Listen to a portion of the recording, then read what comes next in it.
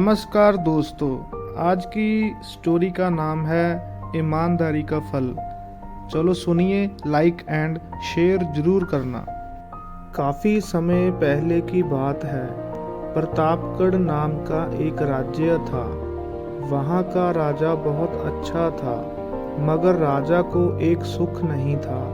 वह यह कि उसके कोई भी संतान नहीं थी और वह चाहता था कि अब वह राज्य के अंदर किसी योग्य बच्चे को गोद ले ताकि वह उसका उत्तराधिकारी बन सके और आगे की भागदौड़ को सुचारू रूप से चला सके। और इसी को देखते हुए राजा ने राज्य में घोषणा करवा दी कि सभी बच्चे राजमहल में एकत्रित हो जाएं। ऐसा ही हुआ। राजा ने सभी बच्चों को पौधे लगाने के लिए भिन्न भिन्न प्रकार के बीज दिए और कहा कि अब हम 6 महीने बाद मिलेंगे और देखेंगे कि किसका पौधा सबसे अच्छा होगा।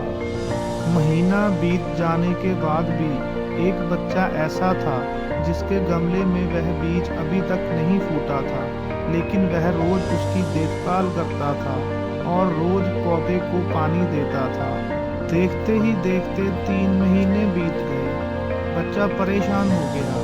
तभी उसकी माँ ने कहा कि बेटा धैर्य रखो, कुछ बीजों को फलने में ज़्यादा वक्त लगता है। और वह पौधे को सींचता रहा।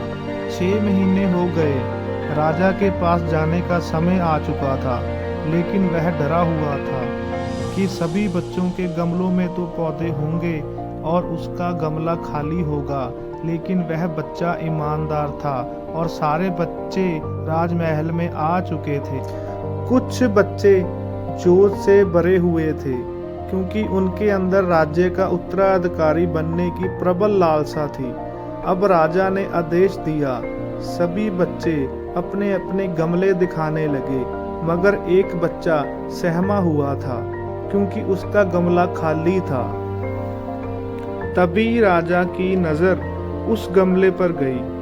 उसने पूछा, तुम्हारा गमला तो खाली है? तो उसने कहा, लेकिन मैंने इस गमले की 6 महीने तक देखभाल की है।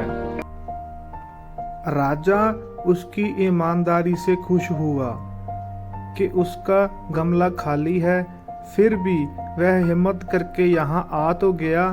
सभी बच्चों के गमले देखने के बाद राजा ने उस बच्चे को सभी के सामने बुलाया। बच्चा सहम गया और राजा ने वह गमला सभी को दिखाया। सभी बच्चे जोर से हंसने लगे। राजा ने कहा, शांत हो जाइए, इतने खुश मत होइए। आप सभी के पास जो पौधे हैं वो सब बंजर हैं। आप चाहें कितनी भी मेहनत कर लें, उनसे कुछ नहीं निकलेगा, लेकिन असली बीज यही था।